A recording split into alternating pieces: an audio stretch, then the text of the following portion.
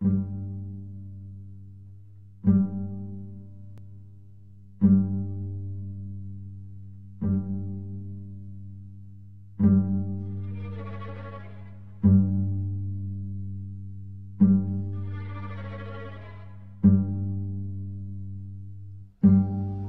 upon a time, there was a little girl.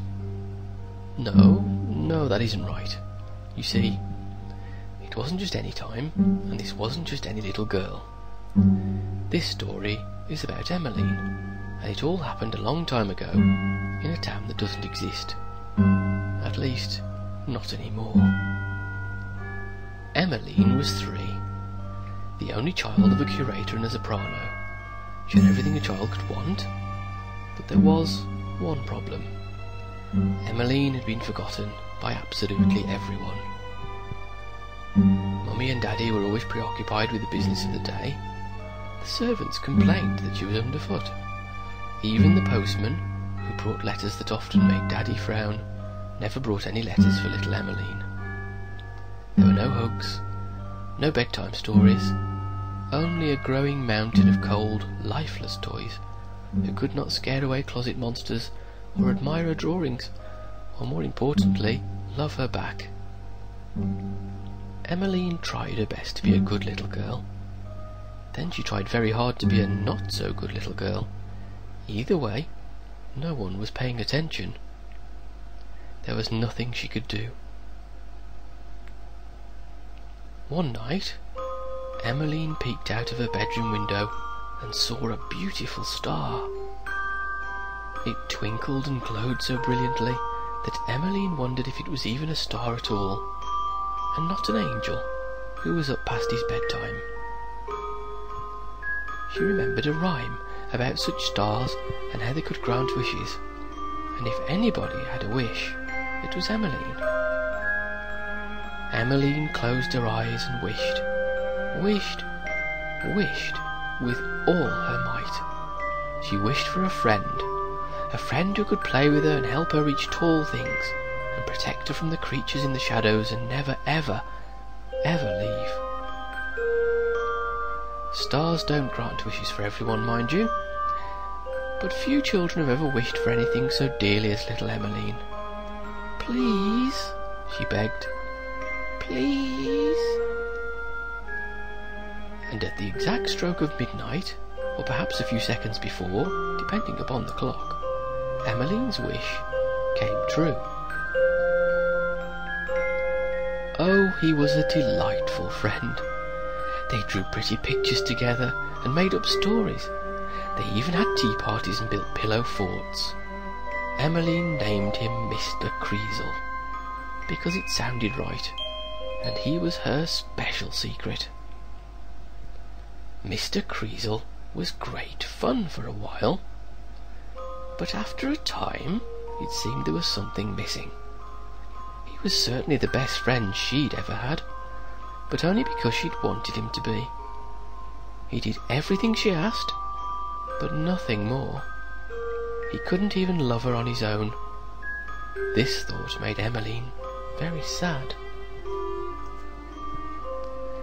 Then came the sound of cheering from the parlour, and soon after, the news. "Oh, isn't it wonderful, Emmeline?"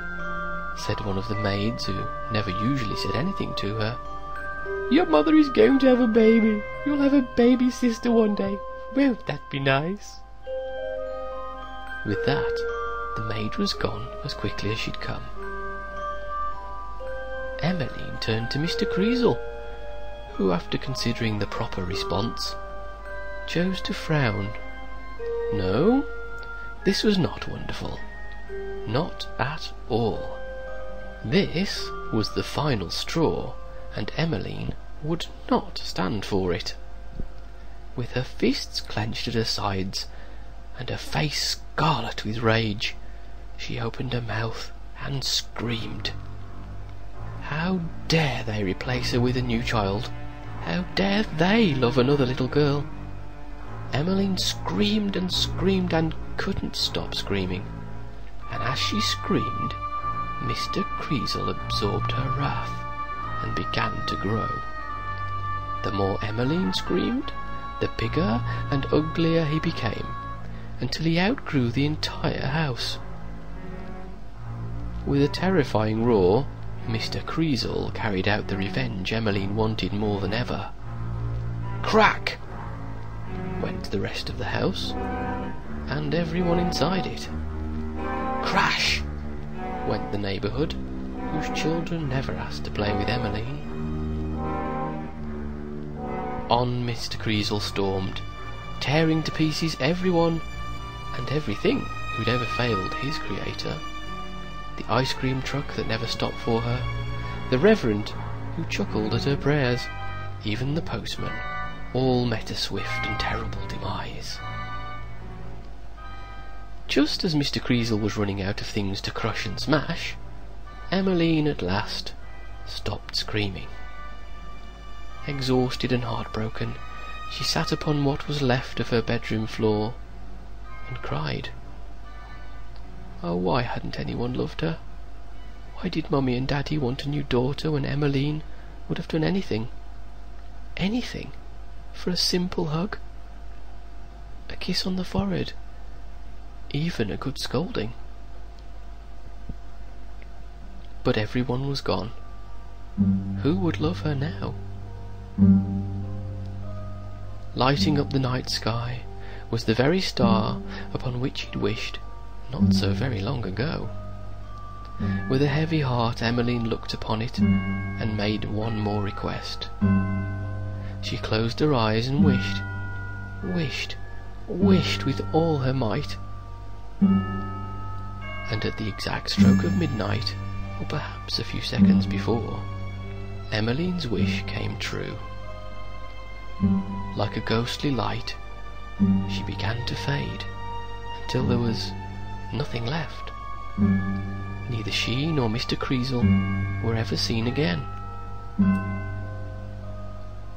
Sometimes, on a dark night, when the stars are bright, if you're very still and very quiet, you can almost hear a tiny voice. Please, please, whispers the wind, forever echoing the one wish of a little girl who was forgotten by absolutely everyone.